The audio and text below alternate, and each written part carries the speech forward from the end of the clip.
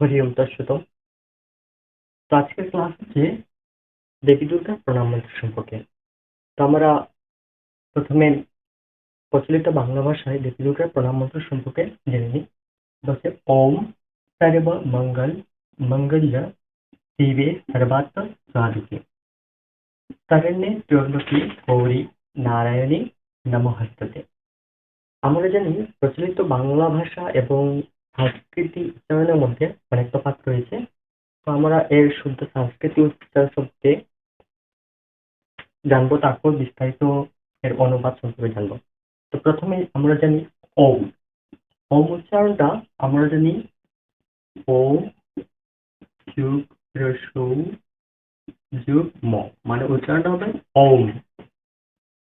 একসাথে তিনটা ইয় মিলে উচ্চারণটা হবে ওম।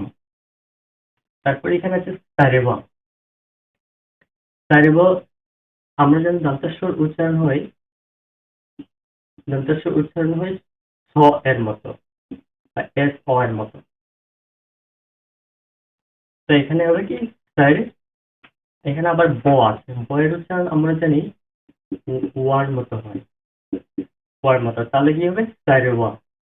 উচ্চারণটা হবে সারেবা। ওম সারেবা মঙ্গল। এখানে আবার আছে মঙ্গলে। আমরা জানি যদি জফলা উচ্চারণ থাকে, শব্দের শেষে যদি জফলা থাকে, তার এর উচ্চারণটা হবে ইয়র মতো হয়ে যাবে।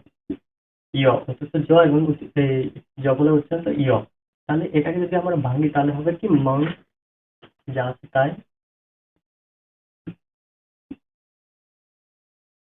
এই যে ল, ল এর আগে কি আমি পূর্বের ক্লাসে বলছিলাম, এর আগে হবে ঋষিকার আর অন্ত্যেষ্টিয়।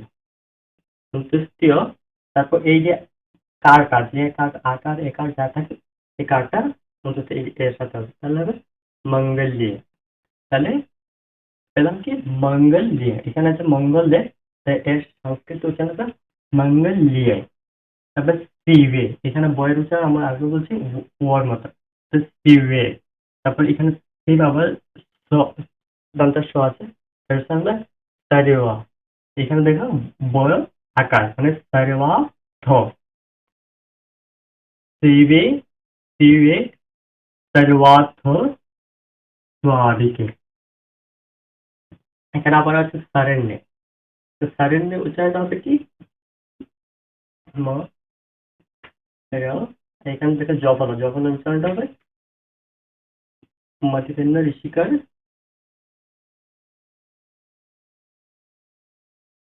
সংশ্লিষ্ট একার। তাহলে কি হলো সারেণ্যে, মানে এর উচ্চারণটা হবে সারেণ্যে। এখানে আবার সেম ত্র্যম্বকে। ত্র্যম্বকের উচ্চারণ হবে ত্র। এখানে যেহেতু জফলা আগে, তাহলে ঋষিকার উপরে, তারপরে সংশ্লিষ্ট। এখানে মোর সাথে ব, মহলা উচ্চারণ আমরা বলছিলাম কি ওর মতো হবে। তাহলে এখানে আমি এই যদি বলছিলাম যদি বফলা থাকে, তাহলে এর ইয়েটা হবে ময়ের সাথে রসুকার আর ওই যে অন্ত্যেষ্টিয়, অন্ত্যেষ্টিয় জায়গাতে নো, তারপর কে।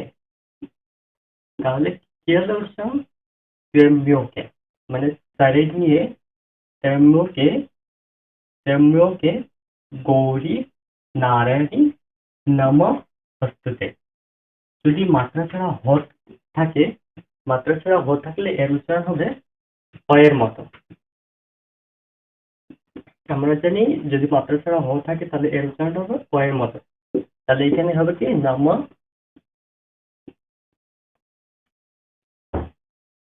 নমঃস্তুতে।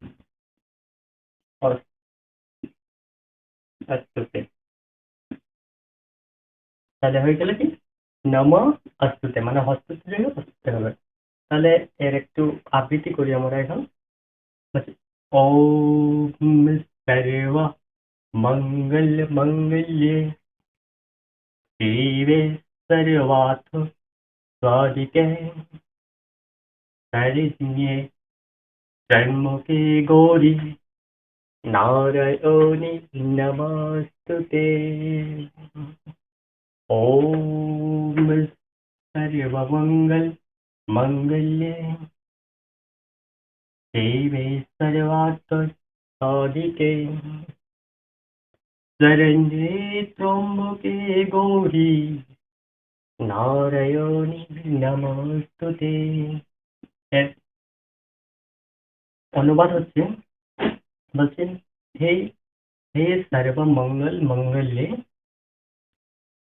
হে সর্বমঙ্গল দায়িনী কল্যাণময়ী, সর্বার্থ সাধিকে, সর্বার্থ প্রদানকারিণী, ত্রিনয়না, এই যে ত্র্যম্বকে অর্থাৎ ত্রিনয়না, গৌরী অর্থাৎ হে গৌরী,